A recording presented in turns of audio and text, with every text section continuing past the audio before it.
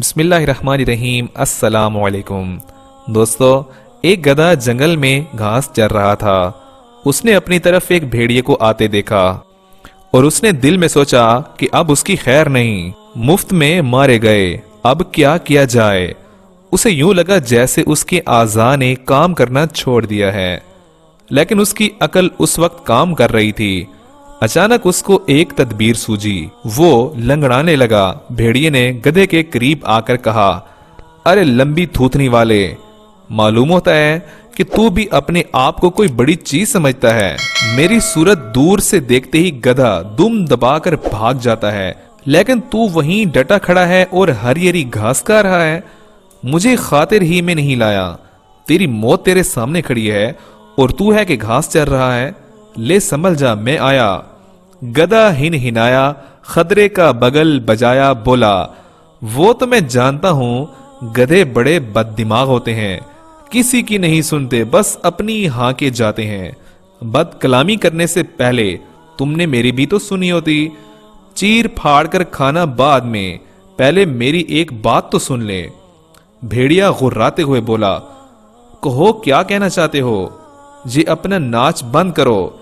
मैं यहां तेरा नाच देखने नहीं, तुझे खाने आया हूं। गधे ने कहा, मैं नाच नहीं रहा बल्कि लंगड़ा रहा हूं। शायद तुम्हें गलत फहमी हुई है कि मैं नाच रहा हूं, बल्कि मैं तो लंगड़ा रहा हूं। असल में मैं तुमसे ये कहना चाहता हूं कि मैं एक दिन जंगल में चला जा रहा था कि मेरे पांव में कांटा चुभ गया, जो अभी तक नहीं निकला। तुम मुझे खाओगे तो ये कांटा तुम्हारे हल्क में चुभ जाएगा। तुम्हारे लिए बेहतर यही है कि ये कांटा निकालकर मेरे गोश्त से ज़ियाफत उड़ाओ। गधे की बात कुछ उसकी समझ में आ गई तो भेड़िया बोला, ये कांटा कैसे निकलेगा? गधे ने कहा, मेरे पिछले पांव में। गधे ने भेड़िए को अपना पिछला पांव दिखाया। उधर मेरी पिछली टांगों की तरफ आकर तो देखो। भेड़िया मुंह खोलकर उसके पांव की तरफ बढ़ा और उसने एक कांटे की तरफ तवज्जो दी। गधे ने उसे बेखबर पाया तो चुपके से एक ऐसी लात मारी कि उसके जबड़ों पर जबड़ी के जबड़ों समेत सारे दांत निकलकर बाहर जा पड़े और बेचारा भेड़िया रुई के गाले की तरह हवा में उड़कर नीचे गिरा। उसका मुंह लहू लुहान हो रहा था। गधा मुस्कुराता हुआ चल दिया। दोस्तों, भेड़िया भी वहां से चीख कर भागा और अपने दिल में यह कहता जा रहा था कि यह काम मेरी फितरत के खिलाफ था। मुझे मेरी हमाकत की सजा मिल गई।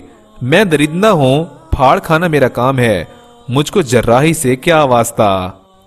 दोस्तों, इसलिए कहते हैं ना कि अपने काम से काम रखो, दूसरों के काम में टांग मत अड़ाओ। दोस्तों, रूमी की इस हिकायत से हमें यह सबक मिलता है कि हम जो मकसद लेकर जा रहे होते हैं, हमें उस पर कारबंद रहना चाहिए। उम्मीद करते हैं ये वीडियो हमेशा की तरह आपको अच्छी लगी होगी। वीडियो को लाइक कर दें, चैनल पर नए हैं तो सब्सक्राइब करके हमारा साथ दें। जज़ाकल्लाह। अल्लाह हाफिज।